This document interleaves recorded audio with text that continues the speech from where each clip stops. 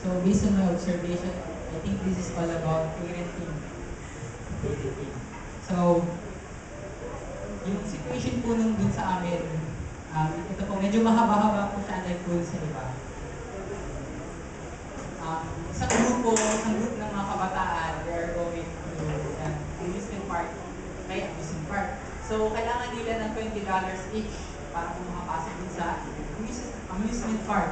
Then sinabi niya sa magulang, and then yung magulang niya ay nag-agree na tulungan siya maka-earn ng money. In what way? Pagbibenta po ng mga junks, dyaryo, bote, bakal, yun. So, mga scrap, tutulungan sila siya ng magulang niya na makabenta at maka-earn ng pera. So, nung nakaipon na yung bata ng pera, pauwi dun sa bahay nila, nakita niya yung CD ng paborito niya, sabi natin, paborito niyang banda.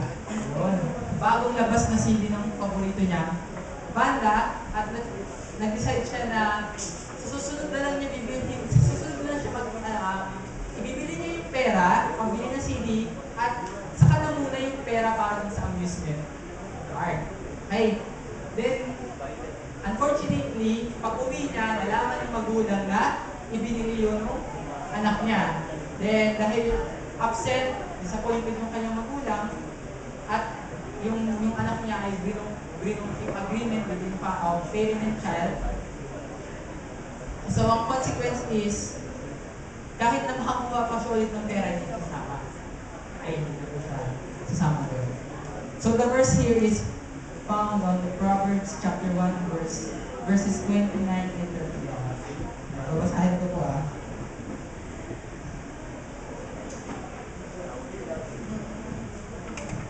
Yan.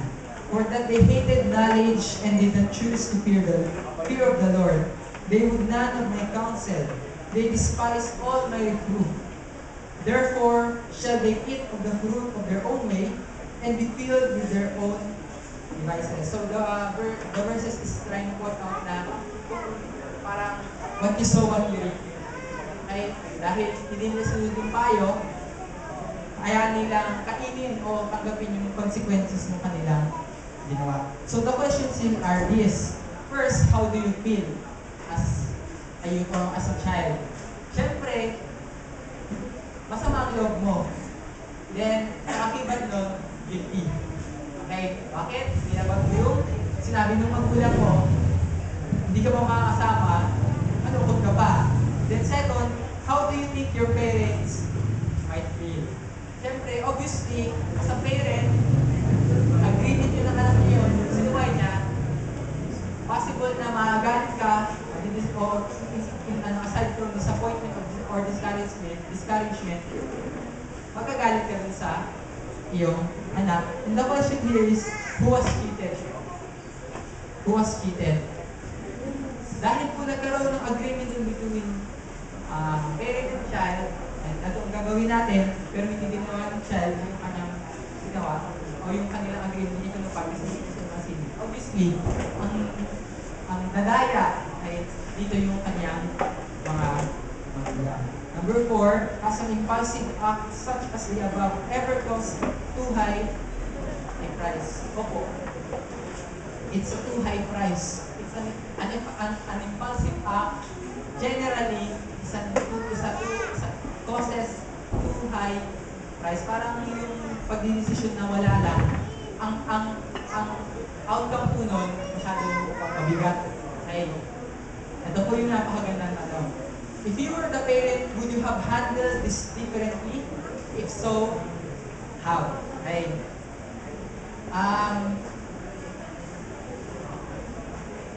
Ngayon po, I'm presently taking up in my major family and marriage life theology.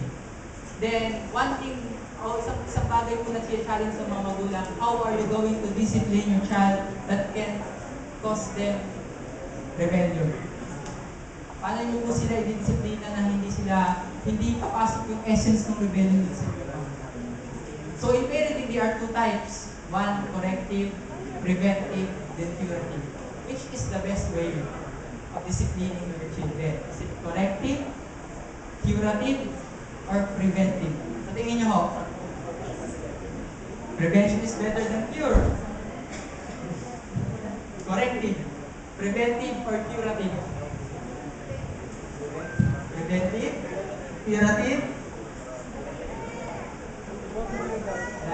Alam niyo po, Ellen White said that the best way of disciplining your children is corrective. Okay. If I were the parent and I was preventive, ito lang pwede yan. Umpisa pa lang hindi ko na siya papayagan, so I will pine-prevent ko na yung mga possible na magiging conflict namin ng aking anak. Okay? If curative, kinukure mo yung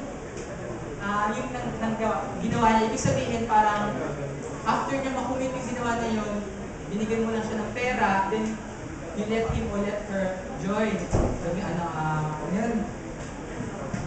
amusement park, yun, amusement park. But corrective is like this. Yung corrective style ko ng parenting is let them face the consequence, but let them know yung other way para po masolusyonan yung bagay na yun. So corrective, parang kung sa bata yan, example, alam niyo po, yung maliit na bata, pag nakita po sila ng candle, gusto po nilang hawakan yun. And even the flame, gusto po nilang hawakan. Pero sabi ko, don't touch that when mapasok na doon talaga sa parang hawakan ng bata yung apoy. Ngayon, corrective. Kung preventive, huwag kayo lalagay ng kandila. Kung curative, halaan sila mapasok na namin nila. Correcting them is sasabihin sa kanila na mapapasok sila kapag hinawakan nila yung. So that's the best way of correcting. So kung ako po yun, I will do the corrective way of parenting. So the challenge for parents and for future parents is how are you going to discipline your child that can cause them rebellious act. Dahil po yung rebellion, sabi doon, after time lumalala, suicidal. Yun nga.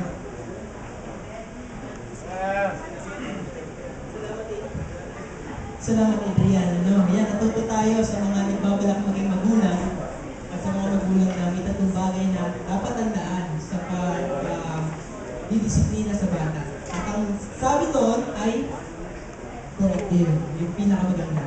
Okay? So, the last group. Si Jason.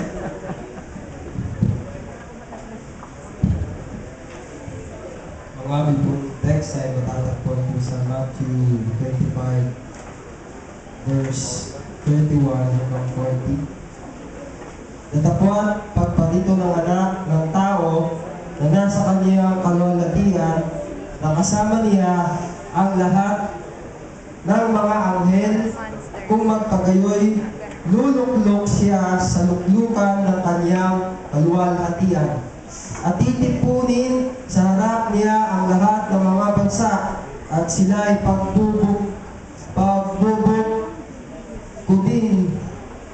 bugdin niya ng gaya ng pagbubukod-bukod ng pastor sa mga tupa at sa mga kambing.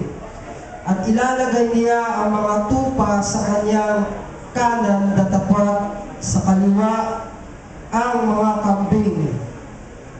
Kung magkagayoy, sasabihin ng hari ng nangasa kanyang kanan, magsiparito kayong mga pinagpala ng ating Ama.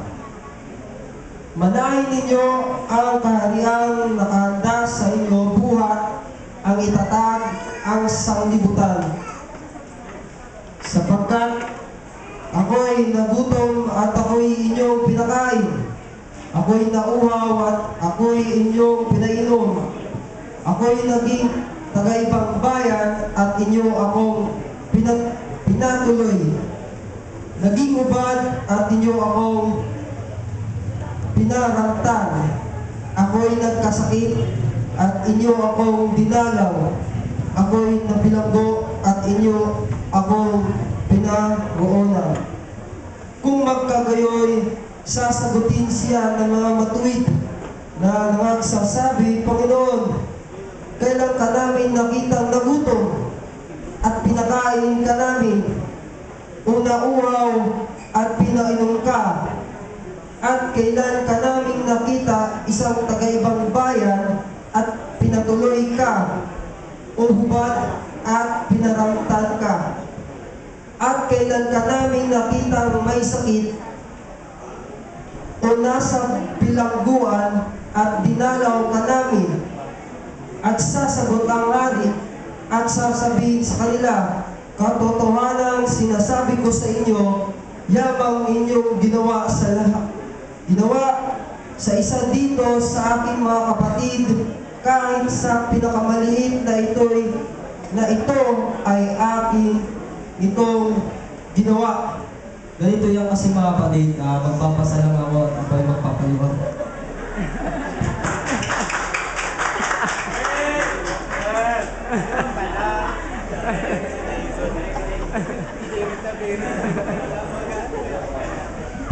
Akala seryoso.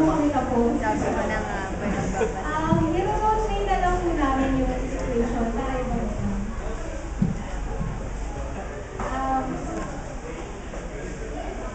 And Ate Joy, Ate Rita, alam niyo po may experience ako sa youth retreat. Alam niyo po, OT talaga ako. Hindi po talaga nila ako pinapansin. Nag-try po akong magtanong, nag-try akong masuggest, pero hindi po nila ako pinapansin. Ayan, so, tinry ko pong umupo, pero may isa pong kabataan na hinili yung upuan. So, natumbang po ako, napahiya po talaga ako. Ate Joy, Ate Rita, ano po ba yung dapat kong maramdaman bilang Kristiyano? Alam mo, honey, madali lang yan eh. Kasi, ang tao, di ba alam natin ang tao, human nature, ugali, bilis magalit, like that. As a Christian, kaya natin lahat, ang gawin lang natin, dapat marunong tayo mag-forgive and accept. Forgive. Accept. Accept muna. Kung nasaktan ka, huwag kang masyadong ma-accept. Hiyaan mo sila. Hindi na hayaan. Sige, eto ngayon. Nahihirap, nasaktan ako ngayon. Sige, magiging stepping stone ko to. Magiging mas better ako next time. Magiging approachable ako sa mga group ng people na yun. Pero Joy, diba? Ang sakit talaga nun. Oo, siya. Tapos, tingnan ka rin yung upuan. Hindi ano ka sa ground. Kaya lang ano. Dahil Kristiyano tayo, bakit sabi mo, diba? Kailangan natin mag-forgive at mag-forget. Forget. Kasi yung all humility, kailangan yung pagkakakumbaba kahit nasaktan tayo, kahit alam natin na mali yung ginawa nila, kung magre-react tayo ng mali, di mo na nangyari sa sitwasyon, di ba? Since alam natin na Kristiyano tayo at tayo yung kailangan magpakababa, tayo na lang yung magpapasensya. Ayan, so marami pong salamat Ate Jen at Rita sa inyong pong pag-advise sa akin. Ayan po.